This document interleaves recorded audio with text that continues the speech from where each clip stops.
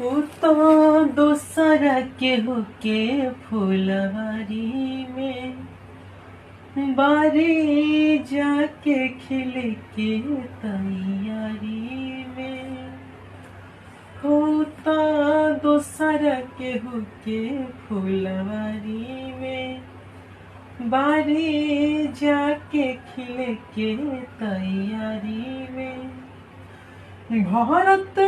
तरफ तरफ के यहाँ बनी हो